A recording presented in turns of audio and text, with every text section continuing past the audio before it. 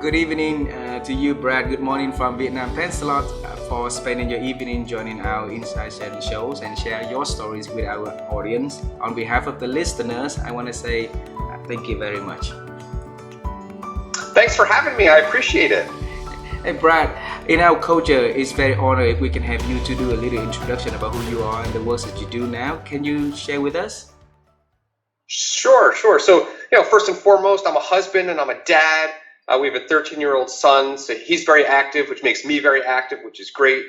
I also teach. I teach entrepreneurship to 18 to 24-year-olds in Camden, New Jersey, and it's generally like young entrepreneurs who are hungry, who want to start their businesses, and who have, in most cases, been through some significant trauma. And I love teaching. That is a lot of fun. And then also, I recently wrote a book. I've always loved writing, so I've been writing probably since junior high, thinking I'm going to one day write a book. And recently, or within the last few years, I published the book Humankind, and I've now been spending time kind of getting the word out there and talking to groups who have read the book and want to have conversations about it.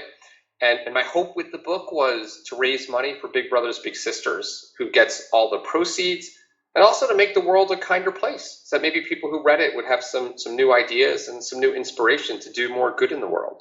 Beautiful, beautiful. Brad, thanks a lot for writing the book, Humankind, because I think that when we people read book and reading the information that you share in there, it help them to change and spread the kind words to people around them. So that is how we build the world a better place every day, right? So in this conversation, we're gonna examine the journey that leading to what you are doing now. Is that okay if we travel time together?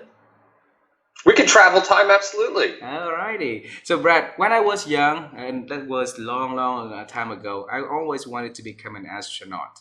And wearing the suit and jumping to different planets seems to be really cool to me. But life did not give me any chance to do anything nearby, what I wanted to be doing, right? So, we want to know what Brad was wanted to do when he was young, though. What was your thought about the future, the dream, the aspirations? So it depends how young we go. All right. So early on, when I was really young, I wanted to be a police officer or do something that served the public and help people. Hmm. And then as I got older, I really wanted to be a social worker. I Hmm. wanted to kind of work and spend my time helping others. And that was actually my first job out of college, which I loved. I was a tutor in a group home, and it was fun, it was exciting, and it's been a part of my life ever since. It's where I spend most of my free time. It's my passion. But that was my dream. My dream was to do something that kind of working with people to helping other people. Wow. And then you are now doing that for a very long time also. So from being wanting to become a police officer and then move on to be a social worker. You've been into social working for a while. So we want to know like what was your profession when you decided to go into the real world, Brad? So I always had these two passions. One was, working especially with kids. I just love that. Mm, And the other was business. mm, Like I've been starting businesses. When I was a kid, I had a little snow shoveling business. I shoveled everyone's driveway and sidewalk, and I did odd jobs. And I used to like buy bags of lollipops and open the bag and sell each lollipop. So I made a little bit of profit. I was always creating businesses. And then when I got to college, I started a business doing directories for different colleges. And then at the same time, I ran the college's Big Brothers Big Sisters program, which was a volunteer organization. So I had both those passions. And then, that just continued. So I'm still deeply involved with Big Brothers Big Sisters. And then I wound up starting a digital ad agency that helped companies market on the internet and grew that business. So I've been living these dual passions. I've been really lucky that I've been able to do both ever since I was a kid, that I've been juggling those. So how the journey that leading you to teach kids to be entrepreneur themselves? So because I'm entrepreneurial, Mm, there's a group in the Philadelphia area that teaches entrepreneurship. And I said, hey, would you come in and just talk about your experience with some of our students. Oh, And I went in and talked to them and just loved the students and thought, like, this is what I want to be doing. And that's when I started teaching. And it's interesting, one of the first places I taught was kind of a rough school. And the oh, first time I was there teaching, they said, like, the kids are hungry, so you should bring in snacks. In the middle of class, someone runs into my classroom, grabs all the snacks, and runs out. And I go after them. And the security guard's like, "Oh, you must be the new teacher." I'm like, "What do you mean?" He's like, "You need to lock your door when you teach, or else people will come in and steal stuff out of your classroom." And I left and I said, "Gosh, I can't wait until I figure this out. Like, this is a great challenge and it's really exciting." And that made me realize it was the right place for me to be. Like, if I left and said, "Oh my goodness, I got to get the heck out of here," then it wouldn't be right. But it just felt like really exciting and a good opportunity for me to learn and grow, and then be able to hopefully teach and inspire the next generation of entrepreneurs. beautiful. And 100% of the student that you taught, decided to run their own businesses, right? So, how did it feel to you? It was great. So it's a very hands-on class. Hmm. So everyone has to start their own business. That Oh, is the class. And I love it because for a lot of these students, it's their first time starting a business. And as an entrepreneur, when you get that first client and someone's paying you for your work, and then you get that second client and they're paying you, and suddenly you're feeling like, "all right, I can do this." And even if they decide not to be entrepreneurs, they have an incredible story to tell an employer and hmm, a reason for that employer to look at them differently than their other employees, hmm, because they started a business. So hmm, it's really fun. I love seeing the businesses they do. Like, I learned so much because they're going into businesses I haven't been in, hmm. and then I learn things and I say, "Wow, I could use that in my own business." And so it's a very mutually beneficial kind of sharing and education, and it's fun to be on that journey. Wow, right. I have a lot of executive friends who by the time they retired, they share two things in common that they regret not doing, and one of them is running their own company. When they were younger, when they had a chance to doing that, right? And because of a lot of comfortability in the current roles, a lot of like uncertainty out there, so they decided to go with whatever is in their way at the moment. So. And then I believe also there's a lot of people out there who want to run their own business, who want the ideas to be, like going out and selling to other people. So can you teach share with us, how can we, ignite that entrepreneurship inside of them and having their business? I think what has worked with the students that I'm teaching Mm, is to be really clear that it might never seem like the right time. Like, "Oh, I need to wait 3 more months. I need to put more money in the bank. I need to," whatever the case is, there's something that people are waiting for. mm, And to try to figure out, what can you do now? Right? So, like, I had a student who wanted to start a restaurant.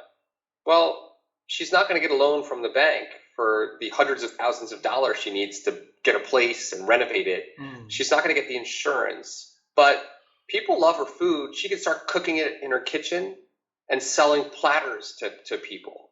And then when that goes well, she can go to the food trucks. We have a lot of food trucks in our area, and say, "Hey, I'll sell you these desserts and you could sell them to your customers." And mm, that's how she gradually grew her business. So I think deciding that you can start small, and what's that small step you can take right now to get started. Because beautiful. also in business, we could plan all we want. Once we start selling to customers, often we discover that everything we thought was the case isn't the case. Our Mm, customers don't want what we have. They want something else, and we need to shift and create what they want and morph our business. So the sooner we can find a way to get into market and start doing that work, the better. mm. Brad, I want to hear about your entrepreneurship journey. Would you share with us that? Sure. So, gosh, it if I go, I'll start with college. Okay. I'll start there. So, of course, I'm way older than you. And back when I was in college, we had newspapers, and I was one of the editors of our school paper, and I'd go to the printer to pick it up, and I noticed that we were on this road where there were 6 other schools about, and every school had their newspaper printed at the same place. And the same advertisers paid a lot of money to be in all of our school newspapers. And these were ads that, like, people looked at the paper, they threw it away, they didn't last. And I thought, you know what? I could create this book that I'd give to every student on the first day of school. And these advertisers could pay one fee to be in my book that went to all the schools. And the book was a coupon book, and it had menus and things to do in the area. And it was a nice book. And that was my first business, because I looked and thought, I can't believe the advertisers are paying all this money to be in every newspaper. And then that did well. So I did it with my roommate, and he and I decided, all right, we'll do it in another city. And we did a second city. And from doing that, it attracted the attention of one of the professors at my school. And he had his own business that was a publishing company. And he asked me if I wanted to work for him. So I started working for him. And when I graduated college, he let me run his business. Like, I don't know who else would do that, right? I'm 21 years old. I'm running his little publishing company, and we're doing all this marketing through the mail. And right about then is kind of when the internet and the web itself started getting used. And I thought, this is the best marketing medium I've ever seen. And we started dabbling in web marketing, and I decided I needed to start my own business to just provide digital marketing and advertising. And because we were in the publishing business, I went to other publishers and said, you need a website. Because at that time, people didn't believe they needed a website. And I'm whatever I was, 23 at this point, and meeting with these 40-year-old people and trying to convince them they needed a website. And then I build them. And building websites is a very up and down business. So you get a website and you have all this work. And then once it's done, you need to find the next project, or else your employees have nothing to do. So I started then offering marketing, because marketing, people pay you every month, it's consistent. And I wound up shifting the business to focus on marketing so we could have that consistent monthly revenue. And the marketing business grew. And then our clients, we decided that we were doing all this marketing. It was all digital advertising. And we needed to also design the websites, because we're sending customers to the websites, and we were getting judged on whether or not those customers bought products.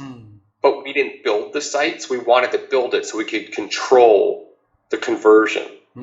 So we became a digital ad agency, and clients really wanted me to open more offices. So we had an office in Philadelphia, and we had clients.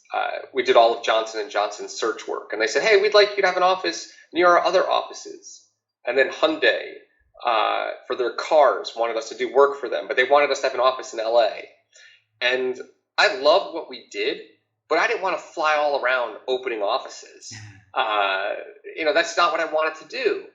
But I wanted to still work with these fun, giant clients. So the management team and I looked and found a larger company that had many offices. And they wound up buying our company, giving us all these offices so we could still do really fun work that was rewarding, on the cutting edge, but not, I didn't see my life like plummet. Like, I wanted to spend time with my wife. We didn't have a son at that point, but, we were having fun. I didn't want to just be working all the time. So we were able to then, grow the business with this other company. And after a few years, they gave me a job starting new businesses for them. Which was incredibly fun. And eventually Microsoft bought the company, and I stayed at Microsoft for a few years, and then I left. And since then I've been focusing, mainly on the nonprofit work that I do. And then also, I invest in startup tech companies, and then the writing, and which I have always loved as a hobby of mine. Beautiful. I hope I didn't just talk too much. Beautiful, very inspiring.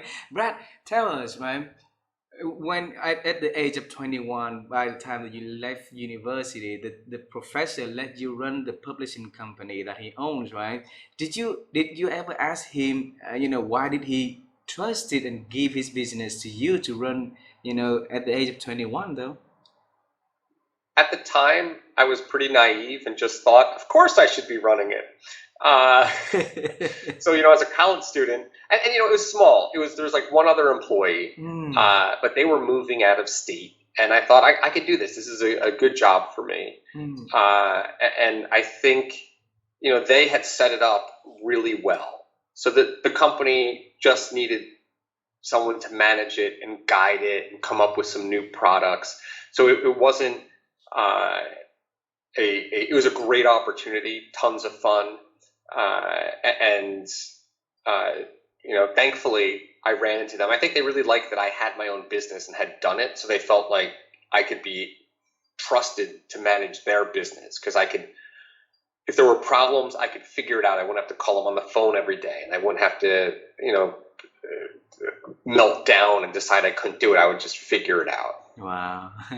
And in your journey of entrepreneurship, there's a lot of new skill. There's a lot of different kind of works that you created, and then you learn and creating also. So, how did you, like grow in that, uncertain, like that challenging space and growing in there?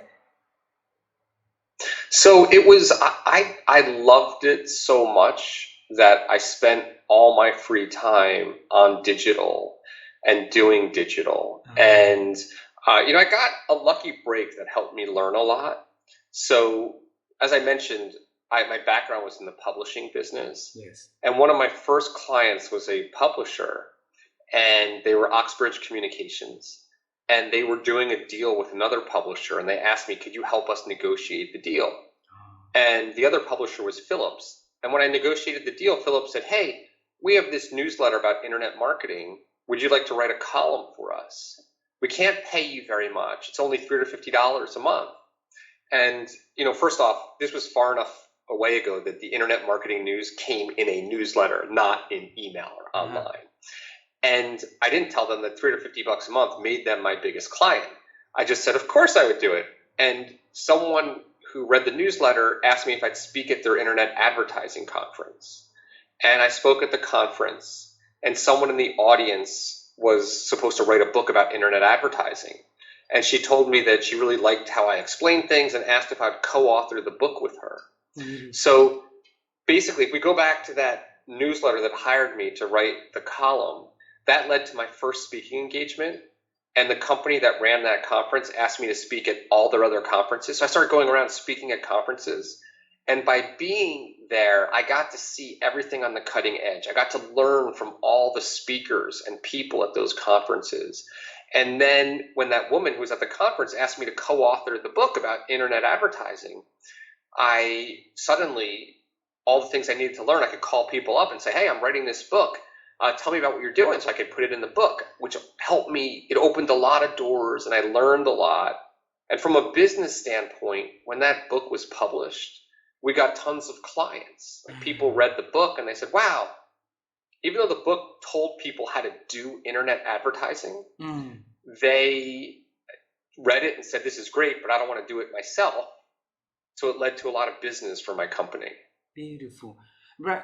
If we look back at your dream when you were young, right? You wanted to become a policeman, you wanted to become a social worker, right? And then get into the business world. Everything that you do leading to different path, which is bigger and bigger and bigger, right? Did you talk to yourself back then? What happened that leading to all that new changes? You know what? I didn't. So back then, I just saw where I wanted to go. And I think I see this with a lot of entrepreneurs. Like, I see the vision of where I want to be, and I'm just so focused on getting there that I don't look back and say, oh, here's what I did and here's how I got here. It's more about, wow, I really want to try to do this, and I'm pushing forward, which I think is probably a flaw. I should be looking back more and appreciating where I've gotten. I don't know if you see that as an entrepreneur, where you see where your business can go, and you're, instead of looking back, you're looking at, okay, this is what I want to do next.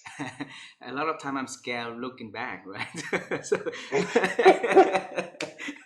So Brad, when you mentioned about the vision, that you had the vision that keep you to go forward of what you are doing, right? So can you teach us how can we create our own vision so that is becoming a magnet for us to keep getting to that direction though?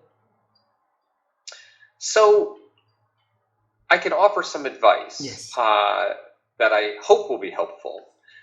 This is kind of an exercise that I've done with some of my students because a vision should really form around what's important to you. Mm. And so often I think we look at the media and take their values and decide that's what we should be trying to do. Mm. And an exercise I've done with my students that they found useful is to say, let's assume that you died.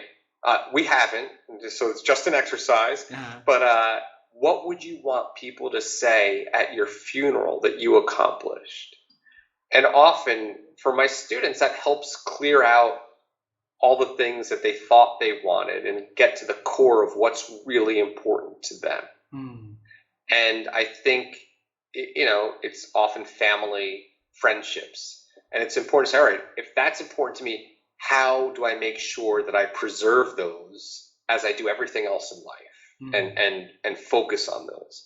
And then you say, okay, if I want to start a business, what will that business be? And why is it important to me and why does it serve the customer? And I think it depends on the entrepreneur, but quite often it's hard to have that long-term vision until you get into the business. So for example, I saw digital advertising at a time when no one was doing it and said, this is incredible and I need to help people get on the web. And I went and pitched them. And then as I did that work, I learned that they really needed the marketing. And then I learned that they needed the marketing and the website design, and they needed technology, and they needed intranets for their employees. And eventually I had this vision of we need to be the place that our clients can go for all their digital needs. That's what we have to do. That's what our clients want. That's what will make us competitive. But I didn't have that at first. Now, there's other entrepreneurs. So, I've invested recently in a business, Clarity Tuition, and they have this incredible software that helps with financial aid when people in the US are applying to independent schools. And they had a vision. Before they even had customers, they said, this market is it's tough. The schools don't have a good service. They don't have a good way to do this. And it's very disjointed and it doesn't make sense. Our vision is we are going to solve that. And here's how we're going to do it. And they had talked to a lot of customers. They had a very clear idea of what they were going to do. So I think it varies. Some people, you have to kind of get into it and see what customers want. Other times you have this clear idea. Maybe you've been working somewhere for a long time, and by working there, you know what customers want and what they don't have, and you have that vision. And when you have that vision, I found it really helpful to put it on a piece of paper and hang it right next to my desk, because there are so many things you could be doing, and I would just need to check and say, all right, here's the vision. Is this helping me get there? If not, I'm not going to do it. Because there's just too many things we could do as an entrepreneur. There's so much, and we need to focus if we want to get where we hope to go. Beautiful. Beautiful. Thanks for sharing that, because I also go into the entrepreneurship like you. Like we go in and then we figure out the next big thing for us to do. And I'm really admire people that really have a clear vision of what they wanted to change, what they wanted to create, before they even start having a first clients, right? And how can we help them to you know to find the strength within themselves? Because from that vision on to becoming a successful vision, it take a lot of up and down, Brad, right? So how can we create a something that can help them to be more um, more onto what they wanted to create and make change in the world, right? So, as far as helping with the ups and downs, Mm. I mean, what I find with my students is every class, I talk about one entrepreneur and how many times they failed before they were successful. Mm. I think so many of us see these successes in the media and we read about them and we just think, wow, look how successful that person is. But we don't realize how many times they failed to get there. Mm. And I believe that making sure we are looking up business failures and reading about the number of times it took to get where someone is a way to inspire us to keep going. Mm. I also think generally entrepreneurs are people who just have to keep going. They have it kind of with, they have to be an entrepreneur. It's like just what they have to do and they're going to do it and they're going to keep going. Mm. And the other people, if you don't have it in you, you've got to push really hard or you might just drop out, you know? Mm. And to what you're saying, if you don't want to drop out, you got to really focus on inspiring yourself by Mm. seeing all these other people and how long it took them to be successful, and then taking your challenge and breaking it down into small steps. So every business has these challenges that seem unsurmountable, that makes it seem like you should just quit. Mm. But usually if you say, okay, what can I do this week that'll get me closer to solving that problem? And let's work this out and make sure you're taking a step every week and not trying to do everything, Mm. but seeing what's the most important thing to get through your specific struggle. I think that's helpful. Wow. And then that is very, very challenging also, Brad, because as entrepreneur, we saw a lot of things that in front of us that need to have our attention, things that we need to do, clients that we need to talk to and stuff like that.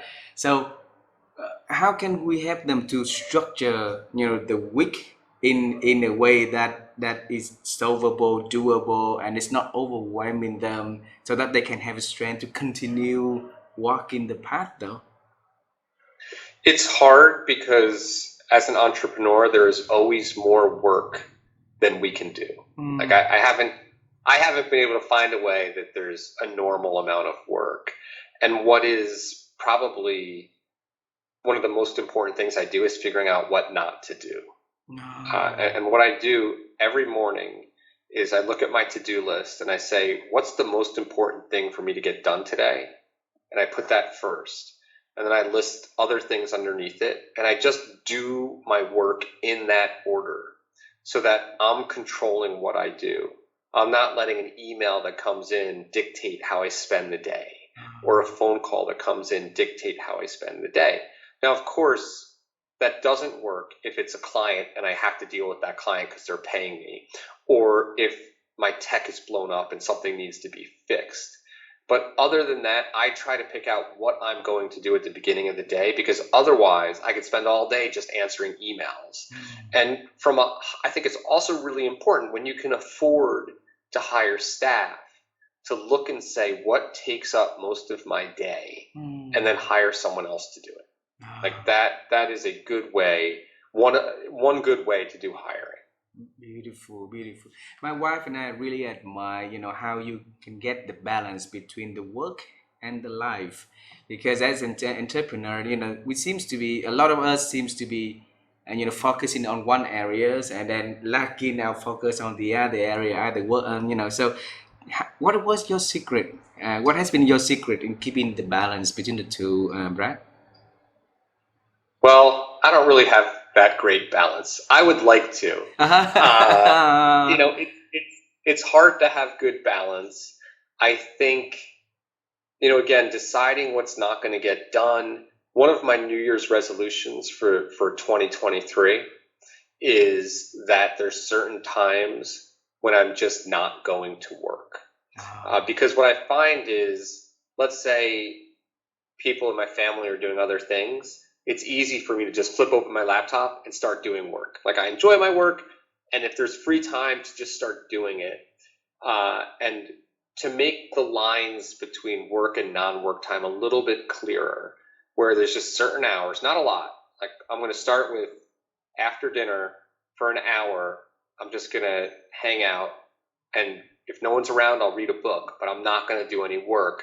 to try to have that division a little bit. But it's hard to do because when you're an entrepreneur and your business is either going great or it's not going great, no matter what you're doing, it's on your mind, right? Whatever you're doing, you're thinking about it. You're thinking about what's next. You're thinking about new ideas.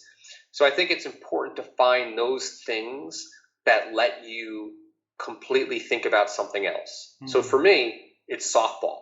When I play softball, I don't think about anything else. I am just there on the field. So I make sure that I'm on a team and I make sure I play. So I definitely have time when I'm only thinking about one thing. Other people have done meditation that works for them. I find volunteering also. When I'm volunteering, I'm thinking about whoever I'm with. I'm not thinking about anything else. And I believe it's important as an entrepreneur to find those outlets where you're not going to think about business. And if you have children, also, like, no matter what, I go to every one of my son's events and sporting games. And when I'm there, I'm in the moment. I'm having a great time. I love it. And I think, so finding those ways that your mind turns off is really important. Beautiful, beautiful. You mentioned about the word ideas several times in the conversation that we have today, right? And I have a coach. He used to, to be my coach long ago, and he said that opportunities run in front of our eyes, in everybody's eyes, right? Is whoever can catch that and make it a business, will be and will reap the benefit, of creating. So, how did you be able to capture those ideas, and make it a success business, Brad? So I'm going to come back to that. Ah. Like what you said is really profound. And what I've seen as an investor in startup companies is everyone is so protective of their idea. Like, I've got this idea. You have to sign a non-disclosure agreement. You can't share it with anyone. Guess what? Every idea I've seen, probably 10 other people have showed it to me. It's not a new idea. What makes the entrepreneur successful, in my opinion, is the ability to execute on it.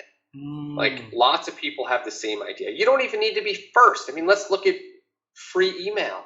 Hotmail was the first free email provider, then Yahoo, right? Well, Gmail came later and they blew them out of the water. You don't have to be first.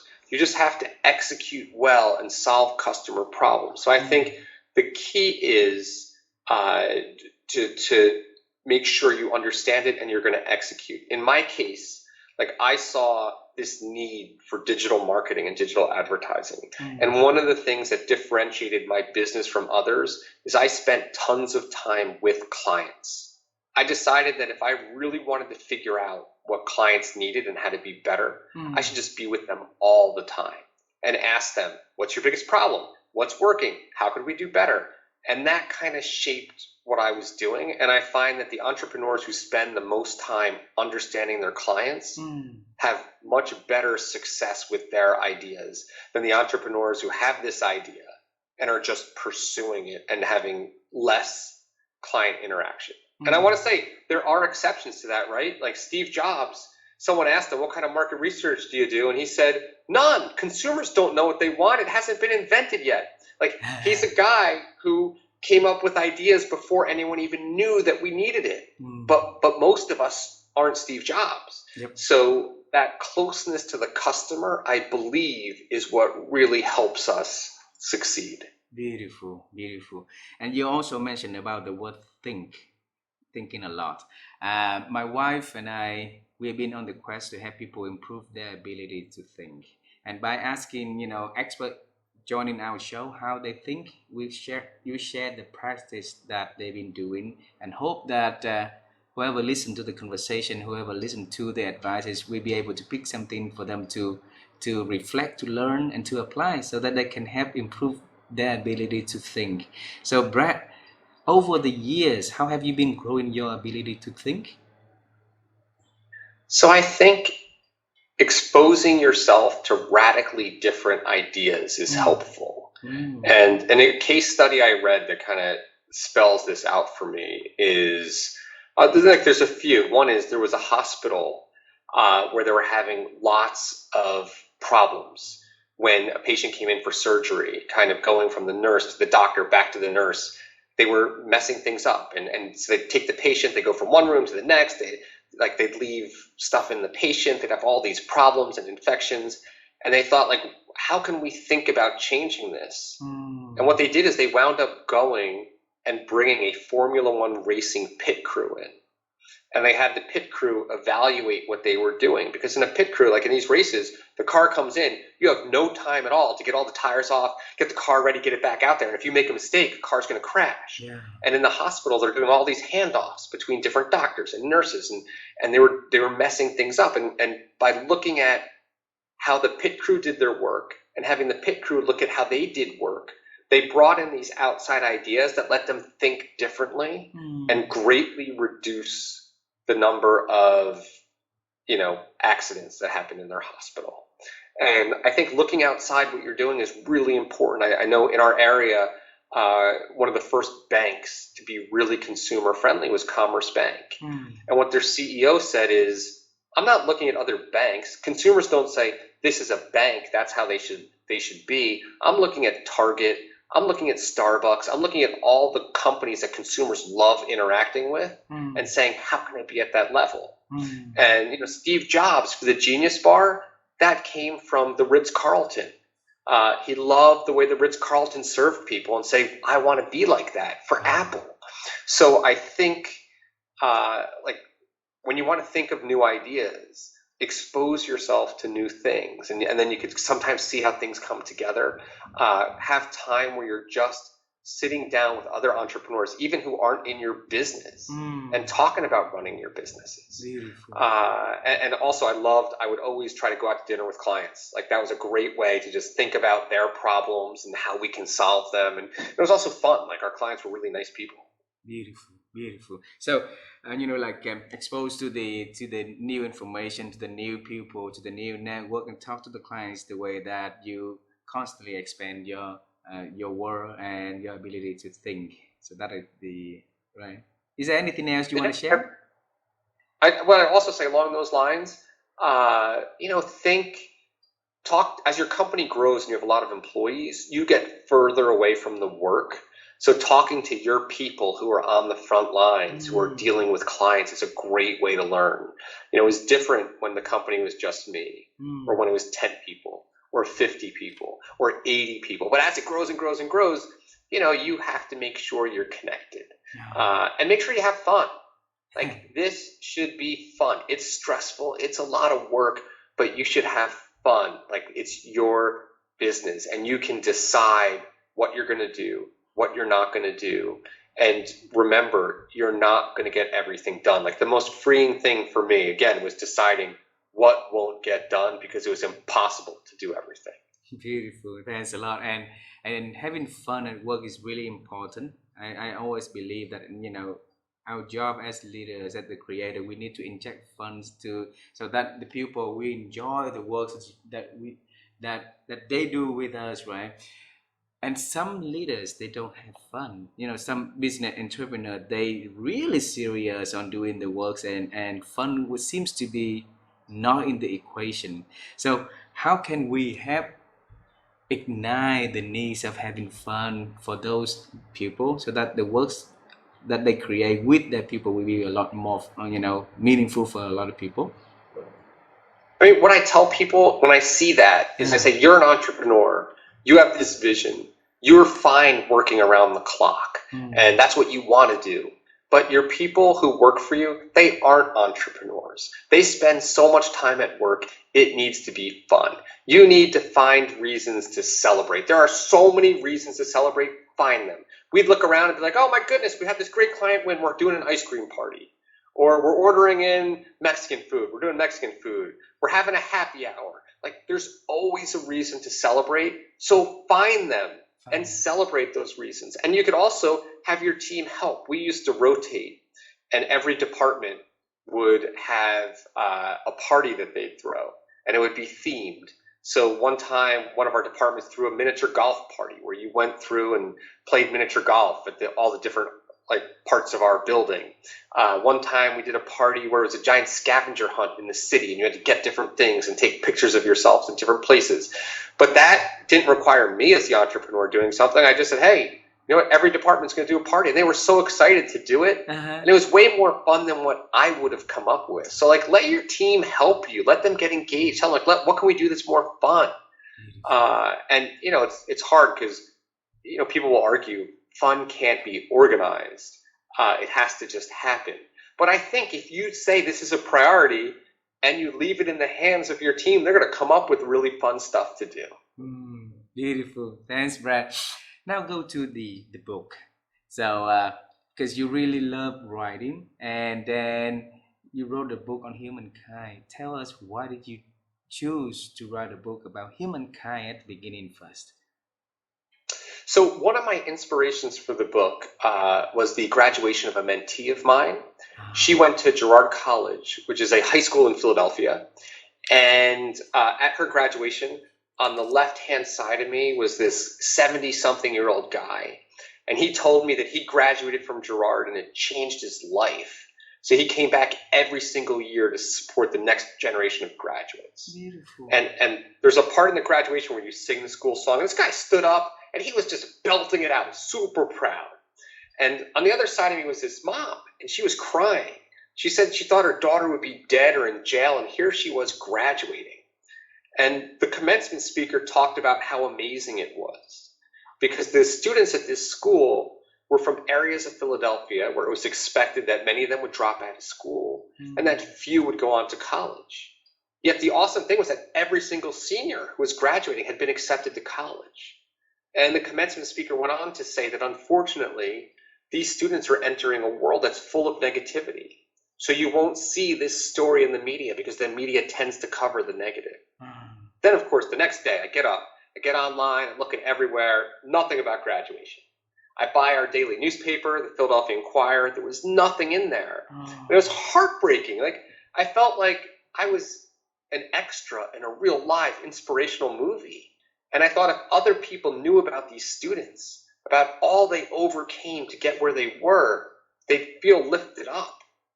And I decided if I wanted to see this type of news out there, if I wanted to see stories that inspired me out there, I should write about them. And I started writing about these times when a seemingly small act of kindness, something we might think is trivial, has this ripple effect and winds up transforming thousands of lives. Wow, beautiful, beautiful. Thanks for writing that. And that leads to a very painful question I need to ask you, since you mentioned about this. Why is that in the world so sharing so many negative news these days? Huh?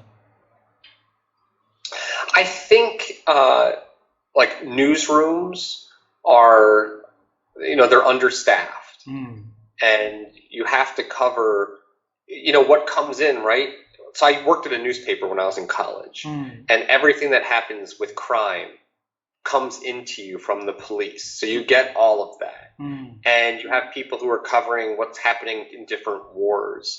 And people are just drawn to the negative. And they don't put the resources towards covering the good news. You have to go out and look for it. But there are websites and Instagram accounts and places that are full of good news that we can find and use to balance it out. But unfortunately, I feel like the news is mainly covering the negative. They're not going out and finding the mentor who changed a kid's life or the nonprofit that's feeding 1,000 people. And I wish they would, but it's not. Unfortunately, it's not happening. So, Brad, but we are the one who feeding for the news and those business to grow. If we don't read those news, if we don't watch those negative informations, then those business has to change. So it come back to why you write the book, right?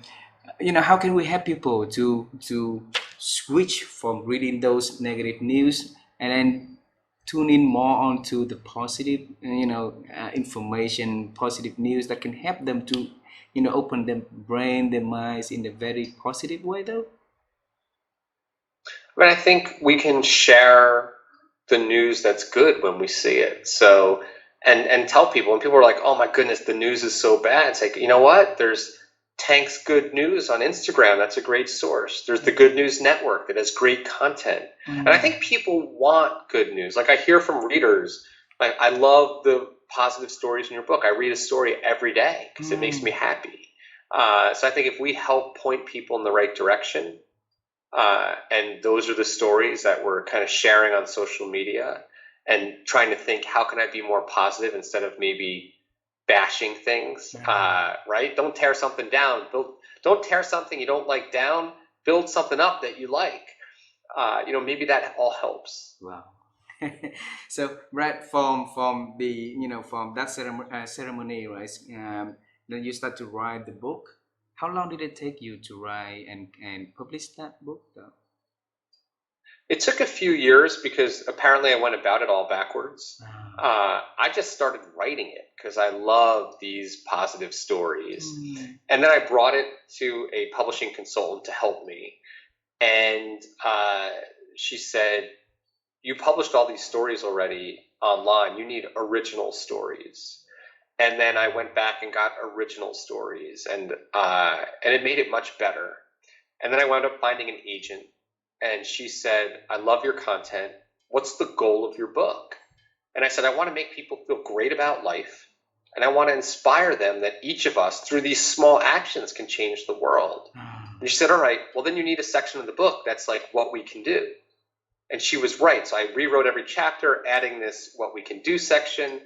And then they said, "You need to weave your personal story." So I weaved that in, and it made the book a million times better. But it also left me with like 2 or 3 years of writing. And then, when the book finally came out, I remember I was super nervous because it was coming out April 14th, and taxes in the US are due April 5th. They were due April 15th.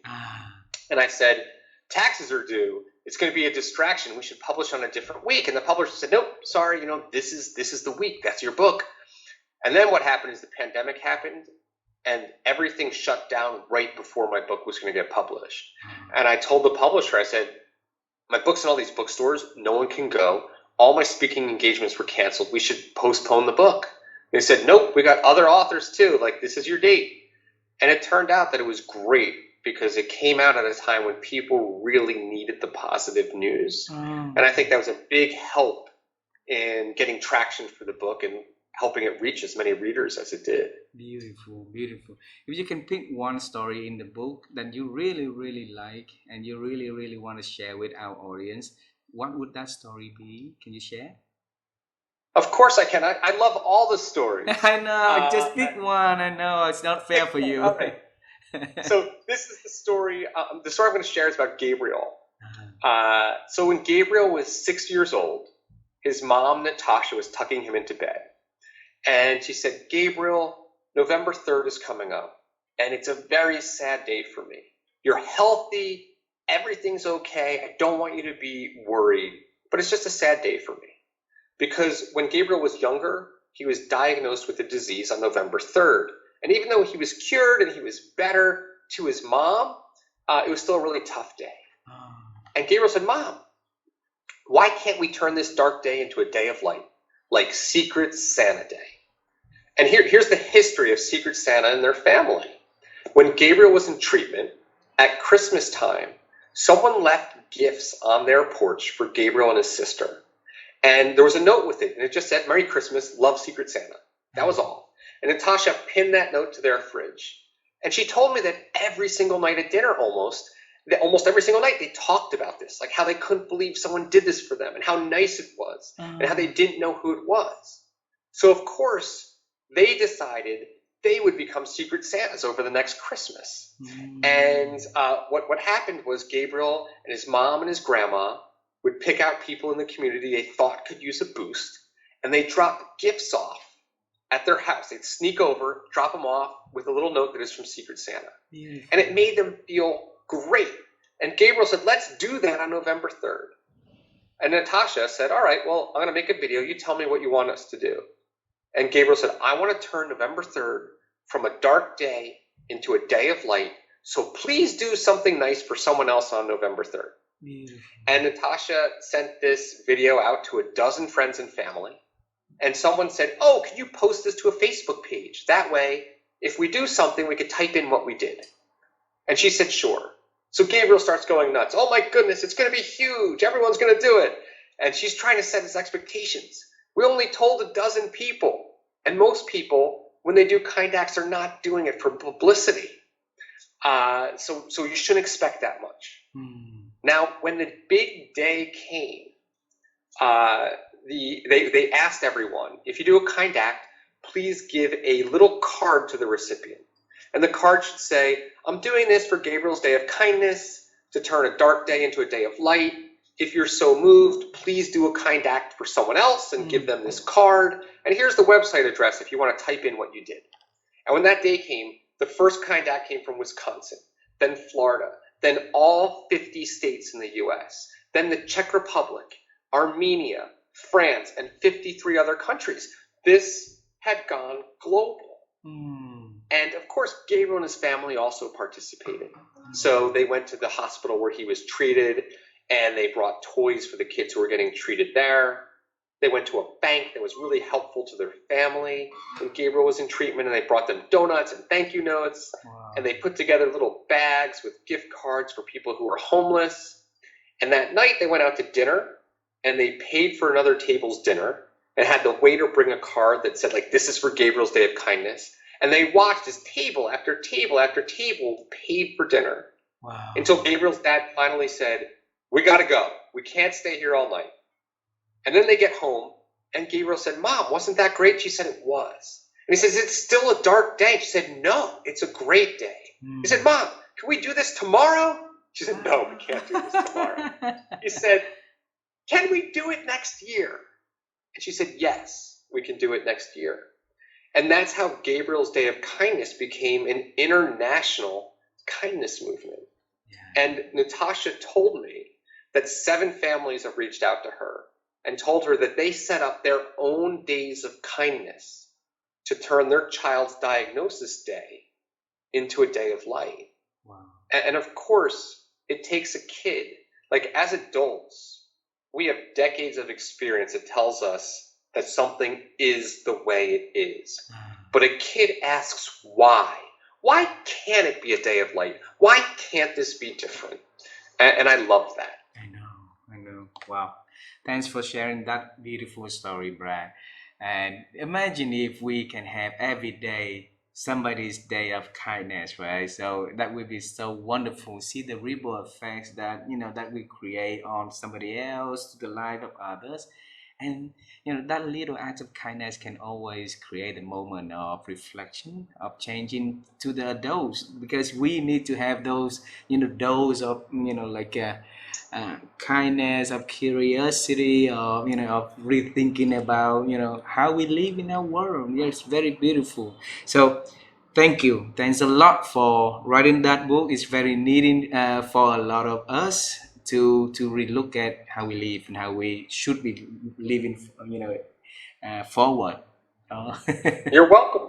Hey, Brad, I also want to say thank you for being so kind to spend your time 1 hour away from me and Jack, and away from your work also, to join our show and share your story with our audience. There's a lot of advice in here, a lot of inspiration at what you do. So I believe it's going to be a good source of motivation for our listeners, and a lot for me and my wife and my family also. So thanks a lot.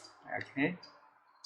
Thank you for having me. I appreciate being here. I love your questions, and I look forward to getting to know you better. And me too. And I look forward to seeing your family one day in person. I will, and have a cup of coffee together. Excellent. Either if I make it to Vietnam or if you make it to Philadelphia before I get to Vietnam. Absolutely, Brad. Have a wonderful evening. Please say hello to me and Jack for us, okay? I will. Thank you very much. Thank you very much. Bye for now. Bye for now.